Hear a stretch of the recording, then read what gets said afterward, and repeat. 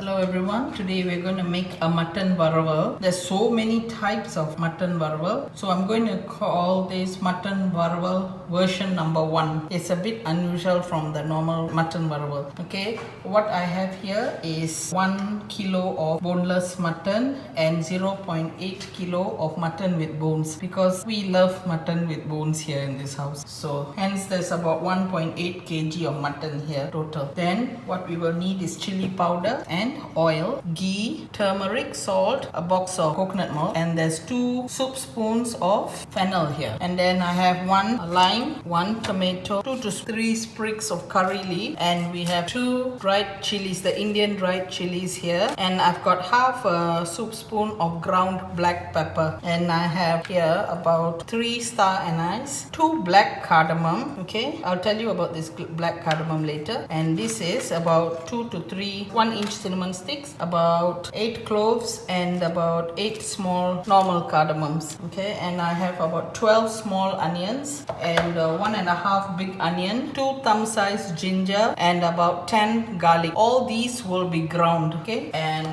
that's about it. Hari ni aunty akan masak varuval kambing. Yang diperlukan ialah kambing. Saya ada 1 kilo kambing di sini dan 0.8 kg daging kambing dengan tulang sekali. Sebab family saya suka makan tulang. Daging apa-apa pun dia orang suka tulang. So saya pakai tulang di sini. Lepas tu yang diperlukan ialah minyak, serbuk cili, kunyit, ghee sedikit, garam, 1 kotak santan, dan di sini ini penting ya, ada 2 sudu sup jintan manis. Yang ini jintan putih tak pakai ya. Lepas tu limau nipis, tomato 1, setengah sudu sup lada hitam ya, yang telah pun dikisar ya. 2 cili kering India, daun kari ya, 3 tangkai. Ini adalah pelaga hitam. Dia lebih besar daripada buah pelaga biasa. Saya pakai juga buah pelaga biasa yang kecil ni. Saya pakai dalam 8, 1 inci kayu manis, dan bunga lawang pakai 3 ya, dan cengkeh dalam 8 saya ingat. Okey, dan di sini ada 12 bawang kecil. Ni kita hiris-hiris saja. Dan di sini ada 1,5 labu bawang besar. Halia saiz ibu jari 2 ya, dan 10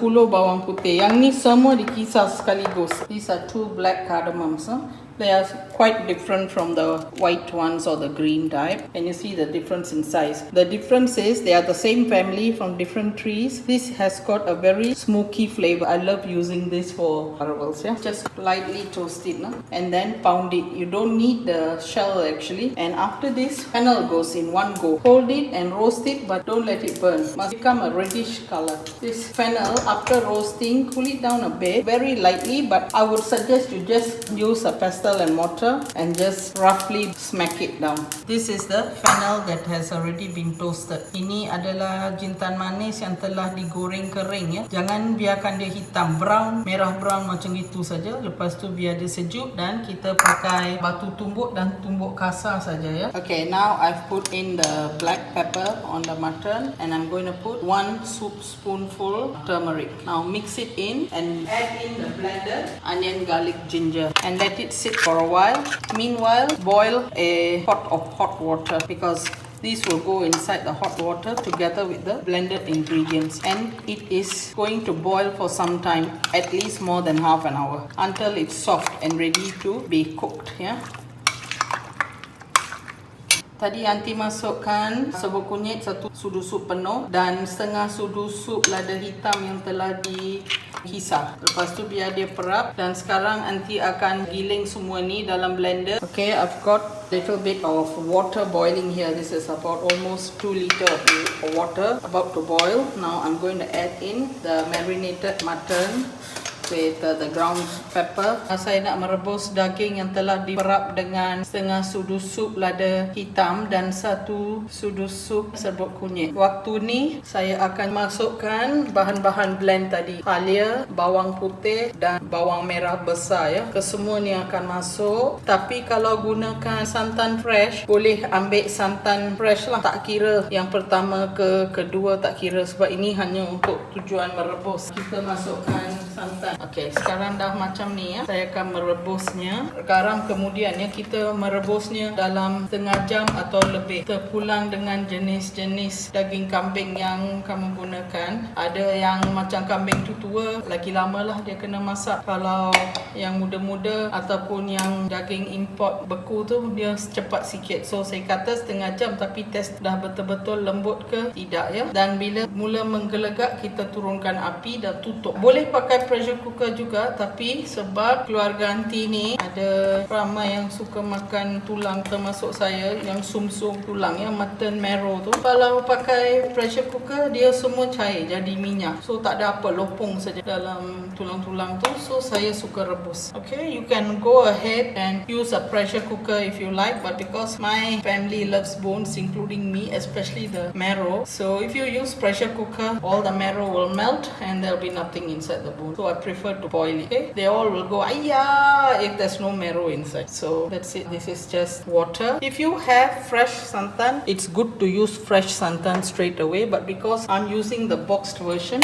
and for 1.8 kg I will use 3/4 of a box, okay, of santan, and boil this down. Tadi aunty masukkan 3/4 kotak santan. Kalau ada yang fresh lagi bagus. Terus ambil air dan blend lah santan tu, lepas tu perah masuk dalam ni, biar dia rebus sampai kering ya. Bila mula menggelegak, tutupnya. When it starts bubbling, lower the flame, close and cook it. Every mutton is different. Just have a look at the mutton that you're buying. Test it after half an hour.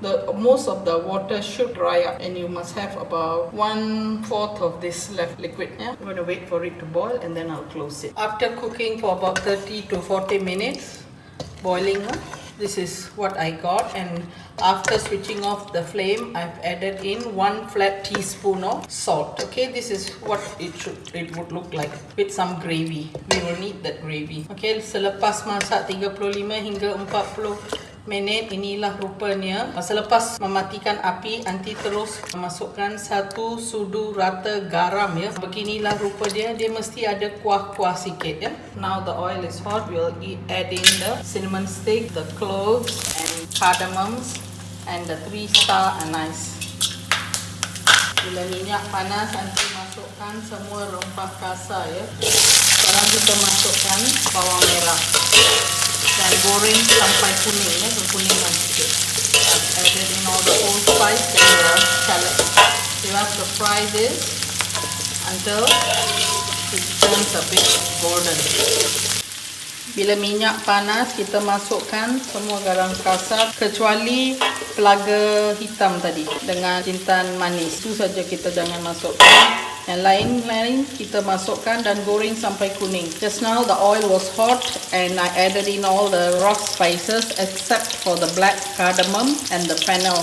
All the other things went in, followed by the shallots. And this you have to fry until it turns a bit golden.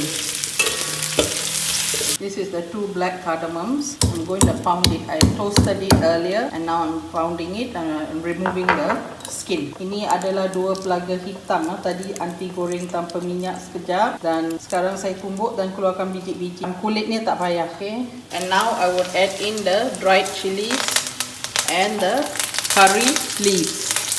Sekarang saya masukkan cili kering dan daun kari ya. Now I'm going to add in the tomatoes and cook it down a bit. Saya masukkan tomato dan masak sampai bau mentah dia hilang. Now I'm adding in all the mutton. Masukkan kambing yang direbus tadi dan gaul-gaul dia ya. At this stage, I would put in 2 spoons of chili powder. Remember, there's peppercorns in there and there's dried chilies already, and just 2 spoons will do. Saya tadi masukkan 2 sudu serbuk chili. Ini sebab sudah pun ada serbuk lada hitam dan juga chili kering dalam ni. So tak perlu lagi taruh banyak-banyak serbuk chili ya. Lepas tu kita gaul-gaul dan goreng sampai dia kering ya. Sekarang saya masukkan sikit-sikit aja ya serbuk buah pelaga hitam yang ditumbuk. I'm adding in a little bit of the black cardamom that was pounded ya. And I will also now start pounding the fennel. Sekarang saya juga akan mula menumbuk jintan manis. Tak perlu tumbuk sampai dia halus ya, kasar-kasar saja. Gesek-gesek pun boleh. Do not pound it. You just use your pestle and just break it down a little. It can be rough. It's nicer if it's rough. And this we will add in stages, not one go.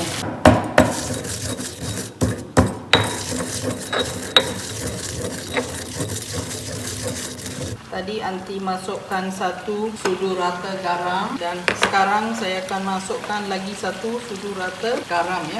Dan diikuti dengan sedikit serbuk jintan manis yang ditumbuk kasar. I've added just earlier on, I just finished the boiling of the mutton. I added 1 teaspoon of salt and now I've added salt followed by the roughly pounded fennel. The fennel do not add it all in one go. It is always done in stages.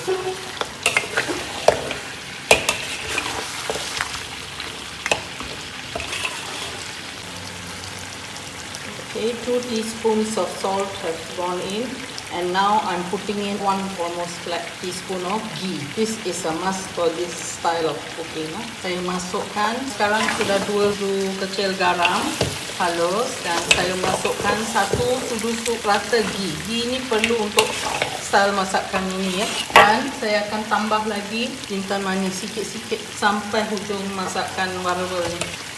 Ini kena goreng sampai kering ya. Tapi cuba rasa-rasa kuah dia sebelum dia kering, cukup ke garam.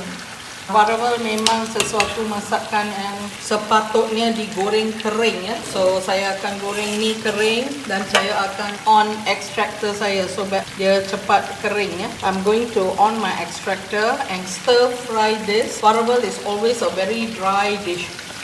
Yeah, but keep tasting whether it's okay. The last thing to go in here will be the adjustment of salt and the lime juice. That's all. So I'll keep stirring.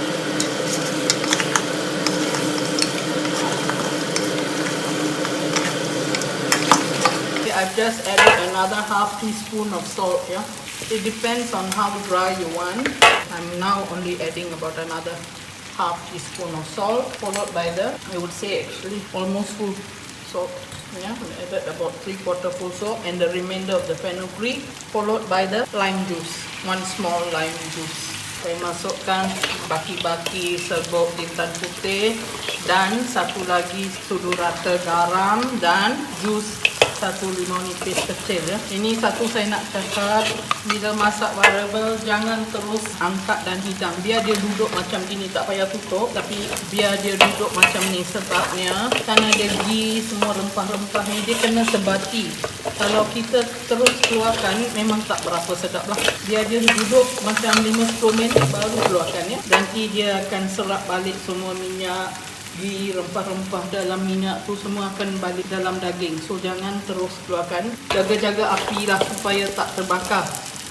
Macam sikit-sikit macam ni, ini memang biasa. Kalau pakai aluminium macam ni memang biasa. Okay. Okay, Aunty sudah masak, kita tutup sekejap.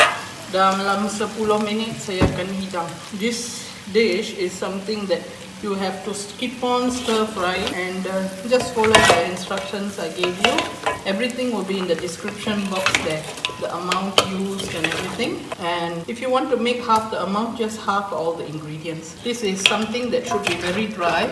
So after cooking, don't dish it out straight away. There will be some oil, but it will be oil plus gravy. It will all be absorbed by the mutton in a little while. Just leave it in the pot. I will come back and show you. Okay, this is after 10 minutes. Selepas 10 minit Aunty tunggu. Nampak tak semua sudah diserap balik oleh daging kambing ni. Tak ada lagi minyak-minyak ke apa-apa kuah. Dia akan serap balik ya. Tengok. Yang sikit-sikit minyak tu boleh tinggalkan. Okay.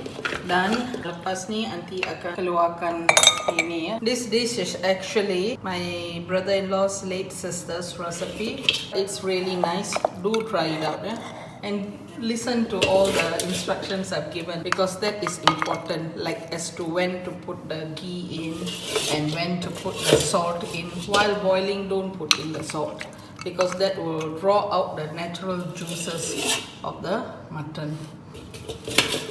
Dia memang sedap ya. Jangan lupa share resepi-resepi ni, kasih like dan share. Dia sedang mengharapkan subscriber saya akan naik. Sekarang dah sudah 95 kan. So tolonglah share ya. Okay, bye.